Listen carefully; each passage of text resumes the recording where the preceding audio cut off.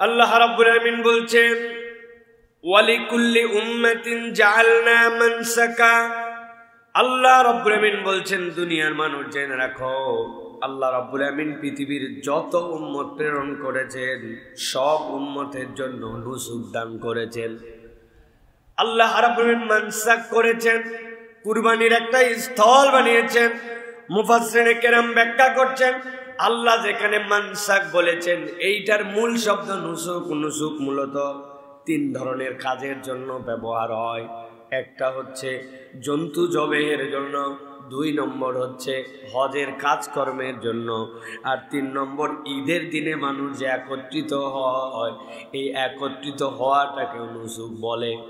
নবীজি সাল্লাল্লাহু আলাইহি সাল্লাম হাদিসের মধ্যে বলেছেন খুযু আন্নি মানাসিকাকুম, তোমরা আমার থেকে হজ শিখে নাও। তাহলে এই নুসুকের মানে হজের জন্য যে নিয়ম কানুন ওইটাও যেরকম নুসুক, জন্তু জবেহ করা আল্লাহর পক্ষ থেকে ওইটাও নুসুক। আবার যখন মানুষ ঈদের দিনে একত্রিত হয় ওইটাকেও নুসুক বলা হয়। আল্লাহ বলছেন ওয়ালিকুল্লি উম্মাতিন জাআলনা মানসাকা। আল্লাহ বলছেন প্রত্যেকটা উম্মত আমি দুনিয়াতে যাদেরকে প্রেরণ করেছি প্রত্যেকটা উম্মতের জন্য আমি আল্লাহর পক্ষ থেকে একটা উৎসব, একটা আমল, একটা নির্ধারিত আল্লাহর জন্য উৎসর্গ করার একটা পদ্ধতি আমি উম্মতকে দান করেছি। আল্লাহ বলছেন এটা হুদামিসা দান করা হয় নাই, অন্যদের মতো কেবল উৎসব আর লোক দেখানোর জন্য দান করা হয় নাই। আল্লাহ বলছেন লিয়াযকুরুসমাল্লাহি আলা মা রাযাকাহুম মিন বাহিমাতিল আনআম। আল্লাহ এটা দিয়েছেন রব্বুল আমিন তোমাদেরকে যত ধরনের চতুষ্পদ জন্তু দান করেছেন এই জন্তুগুলোর উপরে আল্লাহর নাম যেন তোমরা অর্পণ করতে পারো, আল্লাহর নাম যেন স্মরণ করতে পারো। আল্লাহর নাম স্মরণ করার এইটাকে একটা কুরবানি, এইটাকে একটা ইবাদত হিসাবে তোমাদেরকে দান করেছে। কিন্তু অদ্ভুত ব্যাপার, একবার যদি আমরা লক্ষ্য করি রব্বুল আমিন এখানে আপনার আমার জন্য যে মানসাক করলেন এইটা সম্পূর্ণ ব্যতিক্রম একটা জিনিস। পশুর ক্ষেত্রে আপনি নিয়ত করেছেন আমি মসজিদে 100 টাকা দান করব, বলেন তো আপনি মসজিদে এই টাকা দান করে দিলেন, এরপরে এই 100 টাকা দানের থেকে আপনি কোনো ফায়দা, কোনো উপকার গ্রহণ করতে পারবেন? আপনি ফকিরকে দিয়েছেন 500 টাকা, দিয়ে বলতেছেন এইটা তোরে দান করলাম, তবে আমার বাড়িতে 2 দিন এসে তুই একটুখানি ঝাড়ঝাঁটা দিয়ে যাবি, আমার বাড়িটা একটু মুছে দিয়ে যাবি। তাহলে বলেন তো ওইটা কি দান হিসাবে তাহলে বিবেচিত হবে? কথা বলেন, দান হিসেবে বিবেচিত হবে? আপনি যে হজের জন্য টাকা জড়ো করলেন, করার পরে হজের জন্য আপনি হজ করলেন, হজ করার পরে আপনি বলতে পারবেন না যে এই টাকাটা আমি খরচ করলাম এখান থেকে আমি আবার কিছু ফায়দা নিতে পারি কি না। আপনার এর দ্বারা সম্ভব নয়।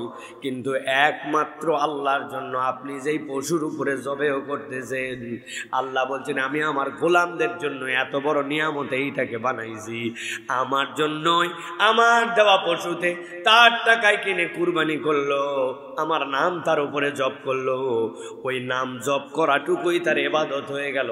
এরপরে ওই পশুটুকুকে আবার আমি আল্লাহ তার মালিকানায় দিয়ে দিলাম। উম্মতে মুহাম্মাদি ছাড়া কারো জন্য এটা ছিল না।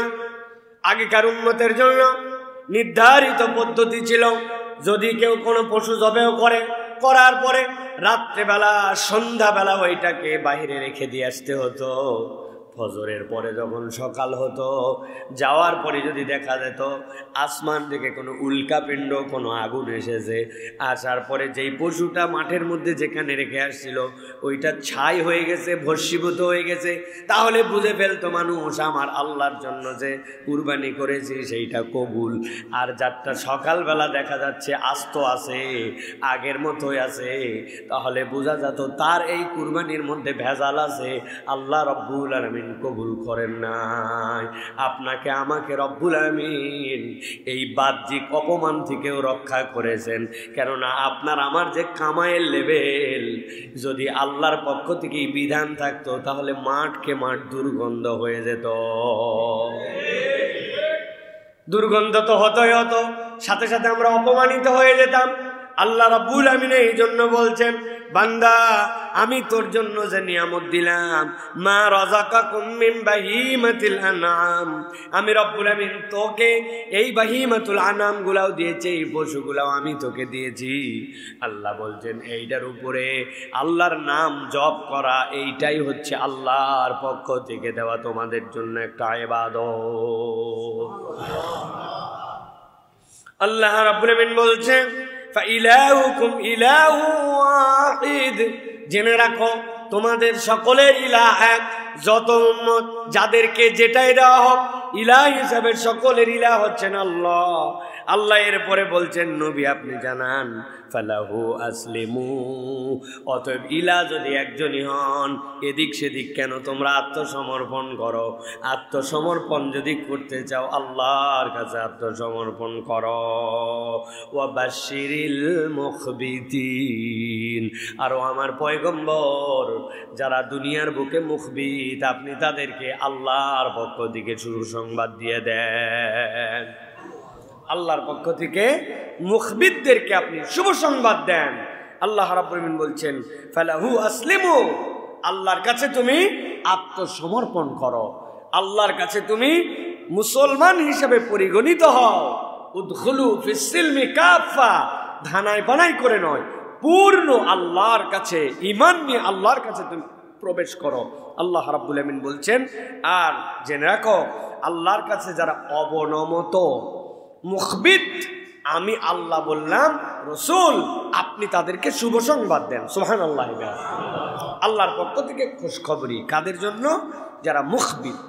এই জায়গাতে অল্প একটু কথা আছে যেটা বুখারীর মধ্যে এসেছে। আল্লাহ রাব্বুল আলামিন এই যে ওয়াজআলনা মানসাকা, এই নুসুক, এটার ব্যাপারে নবী করিম সাল্লাল্লাহু আলাইহি ওয়াসাল্লাম বলেছেন যে আল্লাহর ঘরে সর্বপ্রথম কে উট কুরবানি দিয়েছিলেন? যতটুকু হাদিস দ্বারা বোঝা যায় ইলিয়াস ইবনে মুদার, ইলিয়াস ইবনে মুদার তিনি ছিলেন প্রথম যিনি আল্লাহর ঘরে বাইতুল্লাহ প্রথম বুদনা, প্রথম উট কুরবানি করেছিলেন। সুবহানাল্লাহ। তার ব্যাপারে বলা হয় তিনি তিনটা মহান কাজ করেছিলেন। 1 নম্বর আল্লাহর জন্য কুরবানি তিনি করেছিলেন।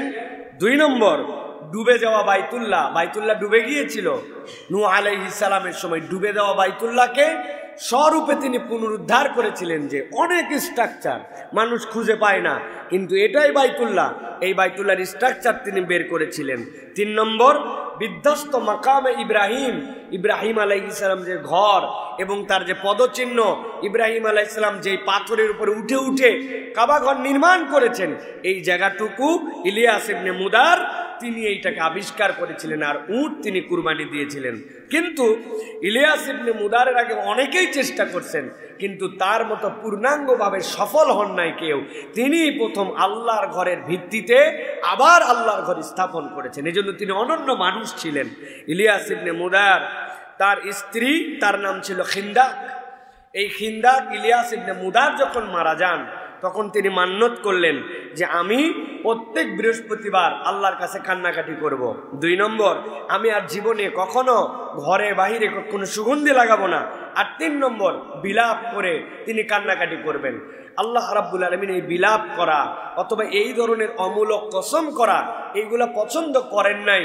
তবে এইটার কারণে ইলিয়াস ইবনে মুদারকে অনেকেই একটু অপছন্দ করতো যে এই লোকের কারণেই তো এই মহিলা এই সিদ্ধান্ত নিল। একই সাথে তিনি সিদ্ধান্ত নিলেন তিনি যেহেতু তার স্বামী মারা গেছে, এই কাবার আশপাশে, এই কাবার আশপাশে তিনি কখনো ঘর বানাবেন না, ঘরহীন তিনি থাকবেন।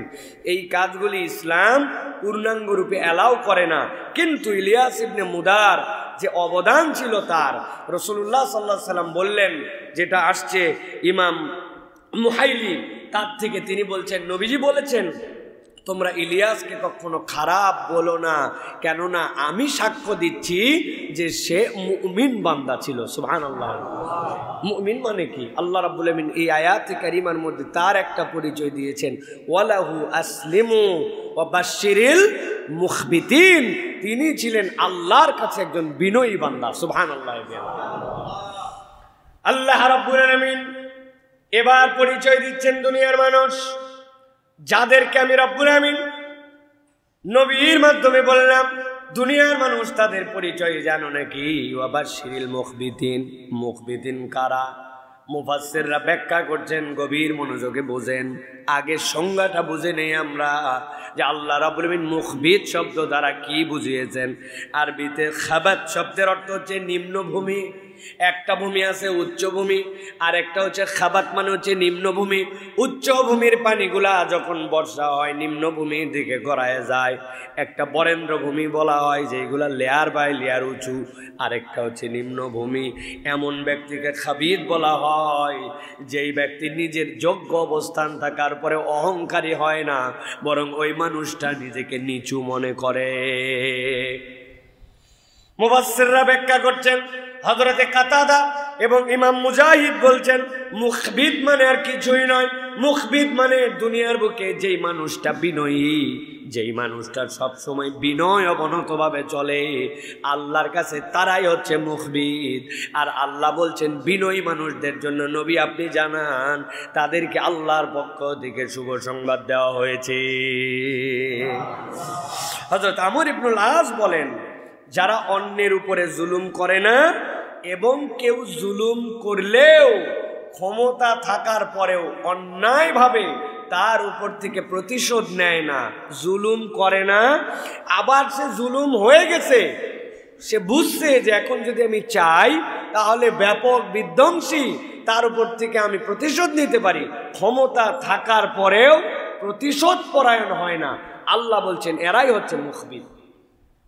হযরত সুফিয়ান সাউরি বলতেছেন, যারা সুখে দুঃখে স্বাচ্ছন্দ্যে অভাব অনটনে, সুখে দুঃখে স্বাচ্ছন্দ্যে অভাব অনটনে আল্লাহর ফায়সালায় সন্তুষ্ট থাকে, তারাই হচ্ছে আল্লাহর কাছে মুখবিত। সুখের সময়ও সন্তুষ্ট কার উপর? দুঃখের সময়, অভাবে, টাকা পয়সার সচ্ছলতায় সব সময় রব্বুল আলামিনের প্রতি সন্তুষ্ট। সুফিয়ান বলতেছেন তারাই হচ্ছে আল্লাহর কাছে মুখবিত। ইমাম ইবনে কাসির বলতেছেন মূলত আল্লাহ রাব্বুল আলামিন মুখবিত দ্বারা তিনটা জিনিসকে ঢুকায় দিয়েছেন। ইমাম ইবনে কাসিরের এই তাফসীরের উপর আর কোনো কথা নাই। তিনি বলছেন, এক নম্বর, যারা অহংকার এবং আত্ম অহমিকা পরিহার করে, নিজের মধ্যে যে অহংকার এইটা পরিহার করে। দুই নম্বর, আল্লাহর সামনে অক্ষমতা এবং বিনয়ী ভাব সব সময় প্রকাশ করে রাখে। তিন নম্বর, যারা বন্দেগীতে একাগ্র এবং মনোযোগী। ভালো করে বোঝেন, আল্লাহর বন্দেগী সকলেই করে, নামাজ কালাম অনেকেই পড়ে, কিন্তু একাগ্রতা নাই। নামাজের মতো নামাজ চলতেছে, মনের মধ্যে যা যা প্ল্যান প্রোগ্রাম চিন্তা সবই চলতেছে, দুইটা একসাথে হয় কিনা ভাই? না, চলবে না। এই আল্লাহর ইবাদতে একাগ্রতা এবং মনোযোগ। দুই নম্বর, আল্লাহর সামনে অক্ষমতা এবং বিনয়ী ভাব। ভাই আল্লাহর উপরে তো পাওয়ার দেখানোর কিছু নাই, কিন্তু কতকের চলাফেরা দেখে বোঝা যায় মনে হয় আল্লাহর উপরে একটু পাওয়ার নিয়ে চলে আসে না ভাই? আমাদের দেশে দেখবেন ঘূর্ণিঝড় আসলে বলে আমরা ঘূর্ণিঝড় মোকাবেলা করব, বন্যা প্রতিরোধ করেছি। শুনছেন না এই শব্দ ভাই? মানে আপনি কল্পনা করতে পারেন এইগুলো শব্দের ওজন কি, এইগুলো শব্দের মানে কি, যেইগুলো আমরা শব্দ হিসেবে ব্যবহার করছি। সুতরাং এই এনভায়রনমেন্টাল যে সকল বিষয়, এইগুলাতেও আমাদের শব্দ সন্ত্রাস আছে।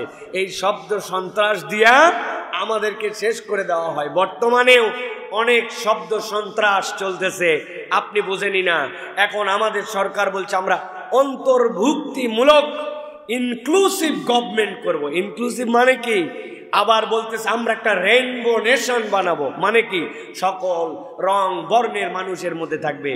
আসল উদ্দেশ্য শয়তানি, এটা ছাড়া কিচ্ছু না। আসল উদ্দেশ্য হচ্ছে যেইগুলা শয়তান, যেইগুলা খবিস, নিজেদেরকে পুরুষ থেকে নারী, নারী থেকে পুরুষ, সমকামিতাকে প্রমোট করে। এখন ডাইরেক্ট এইগুলো বললে মুসলমানরা মানতে চায় না, ওই জন্য নাম দিছে অন্তর্ভুক্তিমূলক, নাম দিছে ইনক্লুসিভ, নাম দিছে রেইনবো নেশন। এইগুলা বলে তারা আপনার আমার মধ্যে ঢুকাতে চায়। তবে মুসলমানদের হুঁশ জ্ঞান থাকতে ইনশাল্লাহ কতকগুলা মানুষকে সতর্ক করবে। এই সতর্কতার উপরে আপনারা যদি বেশি মাতব্বরি করেন, তাহলে যেরকম ওই পাপাচার, স্বৈরাচার, ফ্যাসিস্টদেরকে মানুষ ছুঁড়ে ফেলছে, আপনাদেরকেও ছুঁড়ে ফেলতে এক মুহূর্ত সময় নেবে না। ভালো করে এটা মনে রেখে সামনের দিকে কার্যক্রম গ্রহণ করা আমাদের উচিত হবে প্রিয় ভাইরা। সুতরাং আমরা বলবো অহংকার এবং আত্মম্ভরিতা যেটা আমাদের, নিজেদের হাম্বড়াই, নিজেদের ভাব কি হনুরে আছে না ভাই, ধরাকে সরা জ্ঞান করা আছে না ভাই। মানে আগে আমাদের আরেকটা কথা মনে পড়তেছে না এই মুহূর্তে, ওই যে কি 2 দিনের বৈরাগী লাউকে বলে, হ্যাঁ হ্যাঁ, এই যে আমাদের এই যে এইরকম ভাব, এই ভাবগুলি ভালো না প্রিয় ভাইরা। ওই যে হাতি ঘোড়া গেল তল আর মশা বলে কত জল, এখন সেই অবস্থা আমাদের হয়েছে প্রিয় ভাইরা। তো আল্লাহ রাব্বুল আলামিন বলছেন যে এই বিষয়গুলি, এইগুলার থেকে যদি তোমরা বেঁচে থাকো তাহলে এই সংজ্ঞার মধ্যে পড়বা যে তুমি মুখবির। এবার চলেন আল্লাহ রাব্বুল আলামিন তার ভাষায় এই গুণাগুণ কাদের মধ্যে আছে এবং কোন কোন যোগ্যতা থাকলে আল্লাহ রাব্বুল আলামিন মুখবিরদেরকে আল্লাহর পক্ষ থেকে শুভেচ্ছা জানাতে, আল্লাহর পক্ষ থেকে খুশখবরি জানাতে বলছেন। আল্লাহ রাব্বুল আলামিন বলছেন, নবী আমি এইটুকু বলেই রেখে দেই নাই, মুফাসসিররা তো তাদের ভাষায় বলেছেন, কিন্তু আল্লাহ রাব্বুল আলামিন এবার স্পষ্ট করছেন, তারা শব্দের ব্যাখ্যা করেছেন। আল্লাহ এবার পারিভাষিক সংজ্ঞার বর্ণনা দিচ্ছেন, পরিচয় দিচ্ছেন এই ব্যক্তিদের স্পেসিফিক কি কি গুণাগুণ থাকবে। আল্লাহ বলছেন, আল্লাযীনা ইযা যুকিরাল্লাহু ওয়াজিলাত কুলুবুহুম ওয়াস-সাবিরিনা আলা মা আসাবাহুম ওয়াল মুকিমিস সালাতি ওয়া মিম্মা রাযাকনাহুম ইউনফিকুন। আল্লাহ রাব্বুল আলামিন এবার 4টা খুবই সংক্ষেপ, খুবই সুন্দরভাবে আল্লাহ রাব্বুল আলামিন স্পষ্ট করে দিয়েছেন। আমরাও সংক্ষিপ্ত সময়ে এই 4টা গুণে যারা আল্লাহ গুণান্বিত করেছেন এইটার সংক্ষিপ্ত ব্যাখ্যা বিশ্লেষণ কেবল শুনবই না, আজকের থেকে নিয়ত করব রব্বুল আমিন আমিও এই দলের মধ্যে অন্তর্ভুক্ত হয়ে আপনার শুভ সংবাদের ভাগীদার হতে চাই কি না?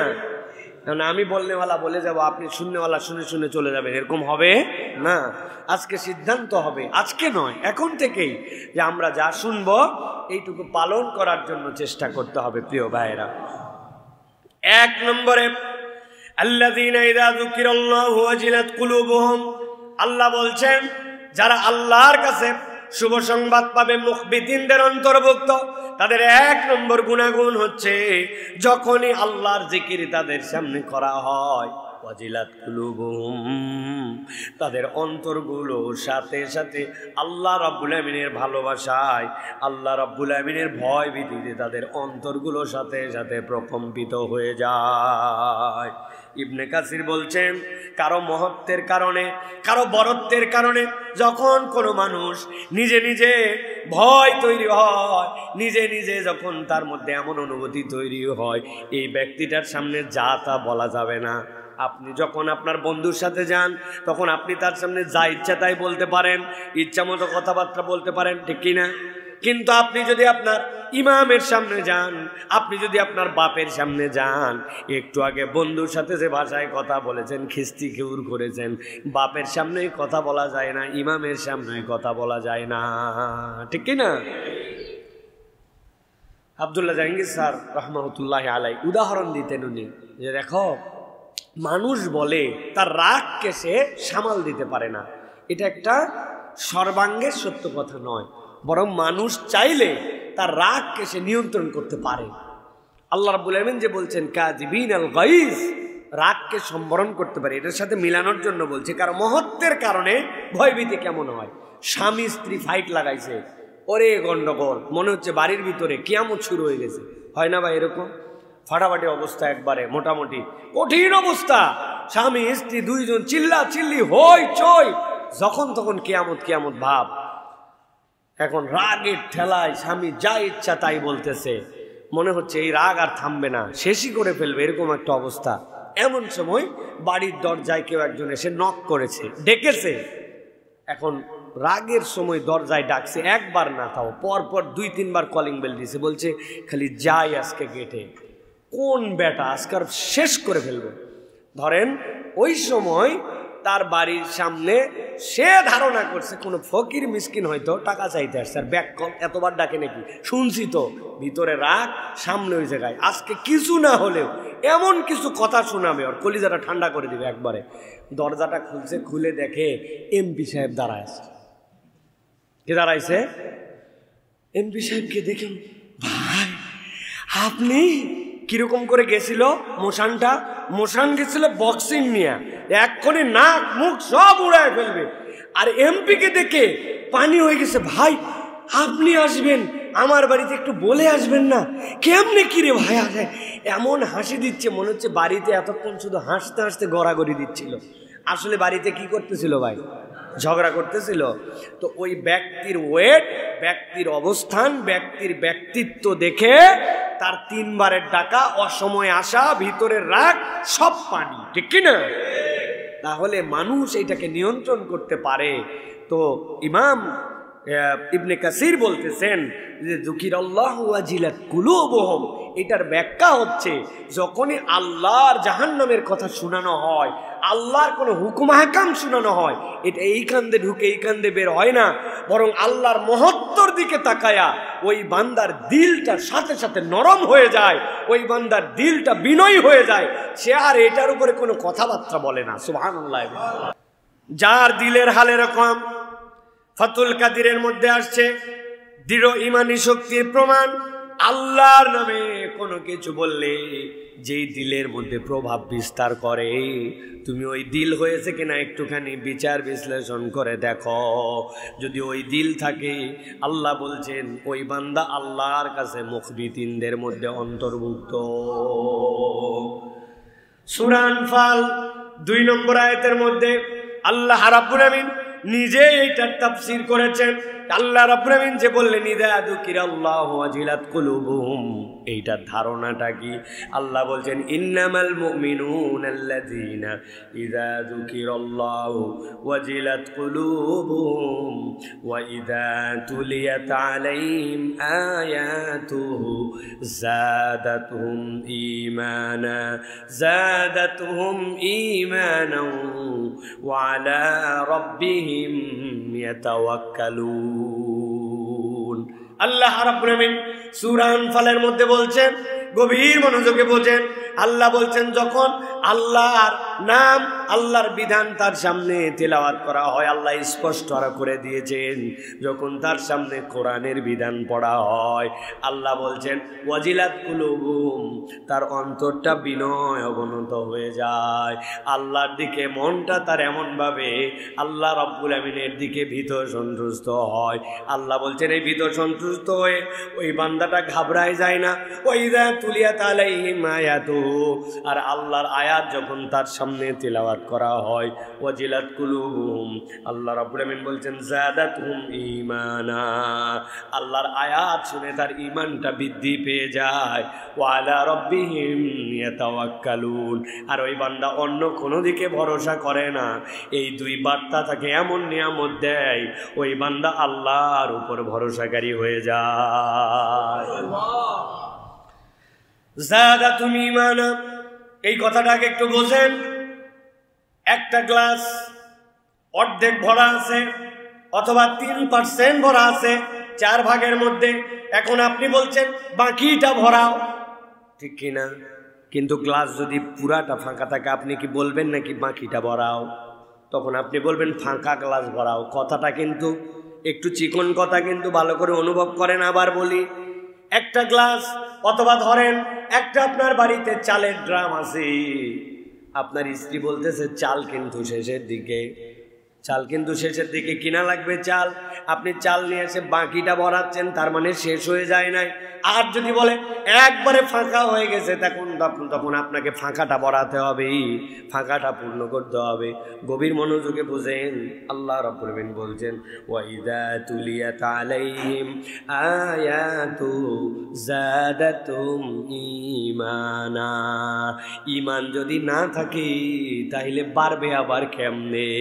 আল্লাহ বলছেন যাদের অন্তরের মধ্যে ঈমান আছে আছে, সে যদি আল্লাহর বিধান শোনার পরে দিলটাকে আল্লাহর ভয়ে ভয়ে বিহব্বল করে তোলে, এরপরে আল্লাহর আয়াত যদি তাকে বলা হয়, আল্লাহ বলছেন তার ঈমানকে আল্লাহ এমন বাড়াবেন, ওই ঈমানের বাড়ানোর লেয়ারটা আল্লাহ বলছেন ওয়ালা রাব্বিহিম ইয়াতাওয়াক্কালুন।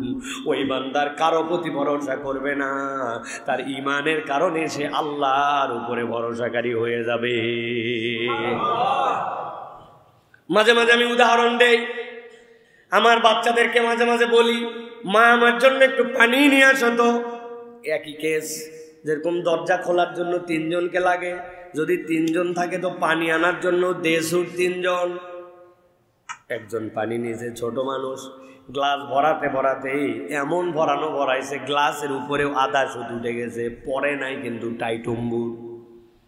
এখন গ্লাস আমার দিকে নিয়ে আসতেছে, গ্লাস নিয়ে আসলে আমি বুঝছি এখন গ্লাস আনলে গ্লাস থেকে পানি পড়ে যাবে, পড়লেই তো ঘরটা মাখবে, মাখলেই তো কাউকে নাও কাউকে ওর মাকে মোছা লাগবে, পরিষ্কার করা লাগবে। এখন আমি বলছি, বাবা যেখানে ছিলি ওইখানেই গ্লাস ধরে দাঁড়া। তৃষ্ণা আমার, পানি আমার দিকে আসতেছে, কিন্তু এখন পানি যেন পড়ে না যায়, গ্লাস টাইটম্বুর, ওই জন্য এখন তৃষ্ণাই যাচ্ছে গ্লাসের কাছে। আমি যাওয়ার পরে প্রথমে একটা চুমুক দিয়ে হালকা করে ওর হাতে ধরে এই পানিটার লেয়ারটা নামাই নিলাম, এরপরে গ্লাস নে তারপরে পানি খাই। আপনার আমার জীবনে এরকম ঘটনা আছে কিনা? আল্লাহ রাব্বুল আমিন বুঝাচ্ছেন, এই দুনিয়ার মানুষ, তুমি ঈমান আছে বলো, কিন্তু তোমার ঈমান আছে তার প্রমাণ কোথায় দেখো তো। ঈমান যদি থাকে, আল্লাহ বলছেন তার প্রমাণ হচ্ছে আল্লাযীনা ইযা যুকিরাল্লাহ ওয়াজিলাত কুলুবুহুম। আল্লাহর কথা বললে আপনার অন্তরের মধ্যে প্রভাব পড়ে নাকি? যা ছিল তাই, আগেও যা ছিল তাই, আপনার ভিতরে কোনো ফিলিংস হয় না, তাহলে বুঝবেন আপনারটা ফাঁকা হয়ে গেছে। আর আল্লাহ বলছেন যদি ফাঁকা না হয়, তুলিয়াত আলাইহিম আয়াতু, যদি একবার তার কাছে যদি আল্লাহর আয়াত তেলাওয়াত করা হয়, যাদাতুম ঈমানা, ওই বান্দার ঈমান থাকলে ওই বাতিটা দাও দাও করে আলো জ্বলবে। আল্লাহ বলছেন জ্বলার লেভেলটা এমন হবে, আমার বান্দা আমি ছাড়া আর কারো উপরে তাওয়াক্কুল করবে না। তাওয়াক্কুল আল্লাহর উপরে হবে। ব্যবসা ভালো চলতেছে না, শরীর ভালো যাচ্ছে না, অমুক অবস্থা খারাপ, বান্দা এদিক ওদিক দৌড়ায় না, আল্লাহ বলছেন আল্লাহর উপরে ভরসা করে। আল্লাহ রাব্বুল আমিন বলছেন ওয়াবাশশিরিল মুখবিতিন, ও আমার হাবিব এই মুখবিতদেরকে আপনি আল্লাহর পক্ষ থেকে শুভেচ্ছা জানান। ওই মুখবিতদের 1 নম্বর গুণ হচ্ছে আল্লাহর বিধান শুনলে তার অন্তরের মধ্যে ক্রিয়া করে। এখন আমরা হিসাব মিলাই যে আমাদের এই ক্রিয়া করে না করে না। আল্লাহ বলছেন ক্রিয়া যদি করে, তুমি বলছো হ্যাঁ হ্যাঁ ক্রিয়া করে, আল্লাহ বলছেন না, তোমার সংজ্ঞায় হবে না। আল্লাহ রাব্বুল আমিন তার প্রমাণ দিয়েছেন কোরআনের কালিমের মধ্যে আপনার ক্রিয়াটা কেমন করে হবে। আল্লাহ বলছেন আল্লাহু নাযালা আহসানাল হাদিসি কিতাবাম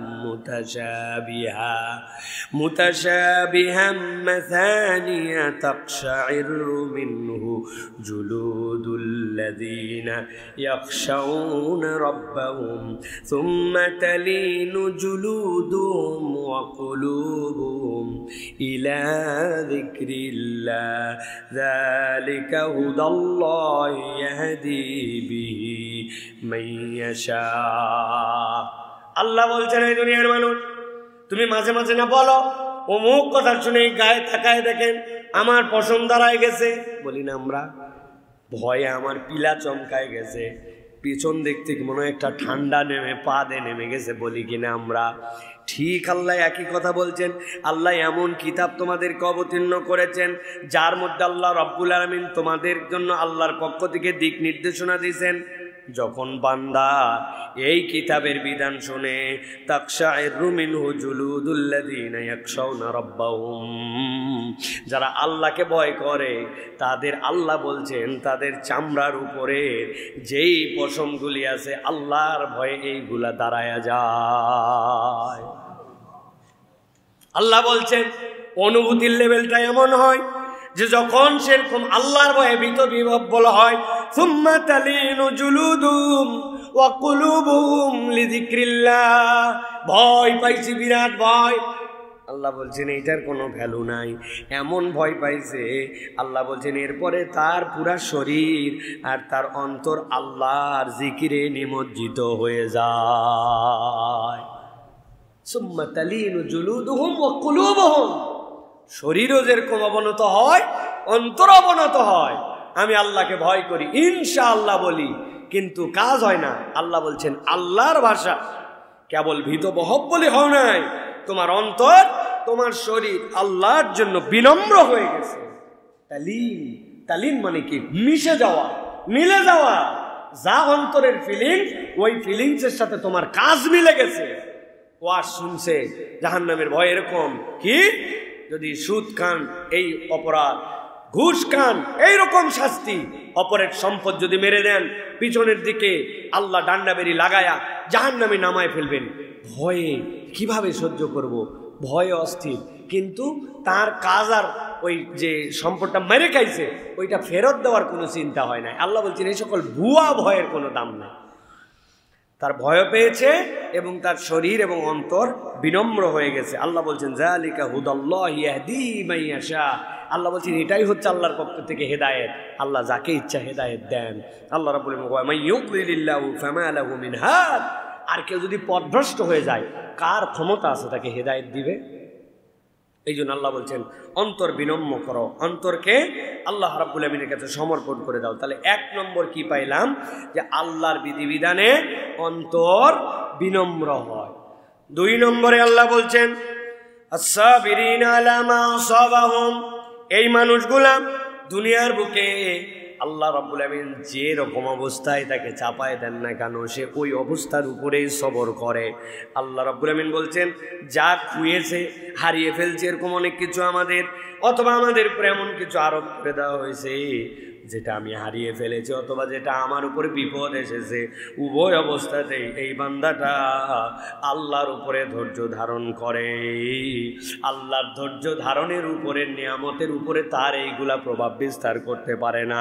আল্লাহ বলছেন যার অন্তরটা এইরকমভাবে আল্লাহর উপরে সবরকারী, নবী আপনি জানান এরাও হচ্ছে আল্লাহর পক্ষ থেকে শুভ সংবাদ প্রাপ্ত দল। সুবহানাল্লাহ।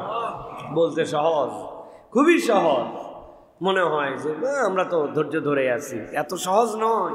নবীজি সাল্লাল্লাহু আলাইহি ওয়াসাল্লাম হাদিসের মধ্যে এটা ব্যাখ্যা করেছেন, সহিহ মুসলিম 7229 নম্বর হাদিস, 7229 নম্বর হাদিসের মধ্যে নবী করিম সাল্লাল্লাহু আলাইহি ওয়াসাল্লাম বলছেন আজাবাল লিআমরিল মুমিন, মুমিনের বিষয়টা তো বড়ই আজব।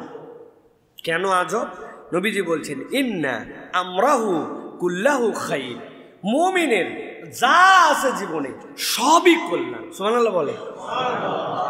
কিভাবে?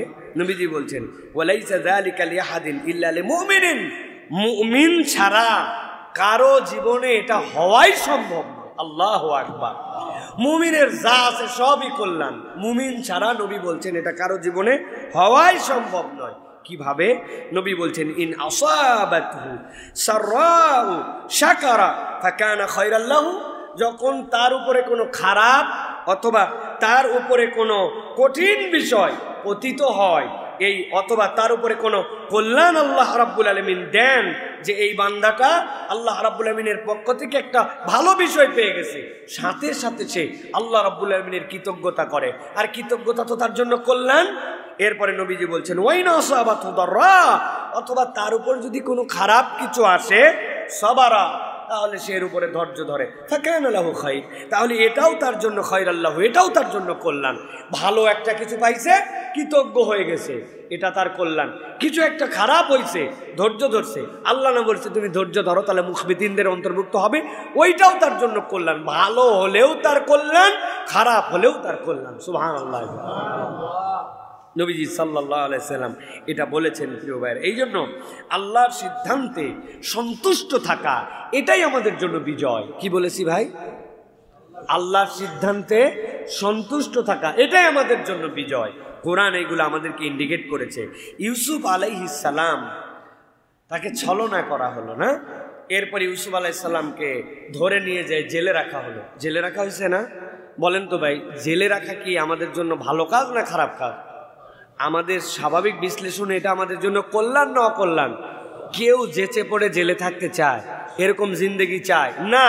কিন্তু আল্লাহ রাব্বুল আমিন বলছেন ফাস্তাজাবা লাহু রাব্বুহু ফাসরাফা আনহু কাইদাহুন্না ইন্নাহু হুয়াস সামিউল আলিম। সূরা ইউসুফ 34 নম্বর আয়াতের মধ্যে আল্লাহ বলছেন তারা আমার পয়গম্বরের উপর বিরাট কায়েদ করলো, ষড়যন্ত্র করলো। আল্লাহ রাব্বুল আলামিন তাদের ষড়যন্ত্রকে নস্যাৎ করলেন। কিভাবে? আল্লাহ তাকে জেলের মধ্যে নিয়ে গেলেন। আমরা দেখছি জেলের মধ্যে নিয়ে যাওয়া বিপদ, আর আল্লাহর ভাষায় ওই জেল ছিল তার জন্য সবচেয়ে বড় নিরাপদ।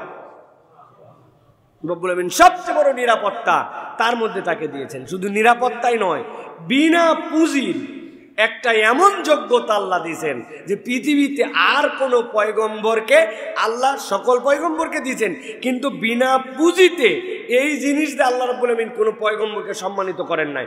বলেন তো ভাই, স্বপ্ন একজন দেখলো আর আমি স্বপ্নের ব্যাখ্যা করলাম, এর পুঁজি কি?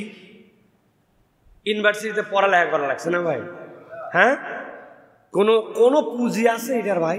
আপনি স্বপ্ন দেখছেন, কোনো পুঁজি নাই, আর আমি স্বপ্নের ব্যাখ্যা করছি, কোনো পুঁজি নাই। পুঁজিহীন আল্লাহ এমন এলেম দিলেন, সুবহানাল্লাহ। আমি অনেক জ্ঞানের কিন্তু অনেক পরিশ্রম করা লাগে। আপনি যদি গণিত শিখান, পুঁজি লাগবে না? লাগবে না?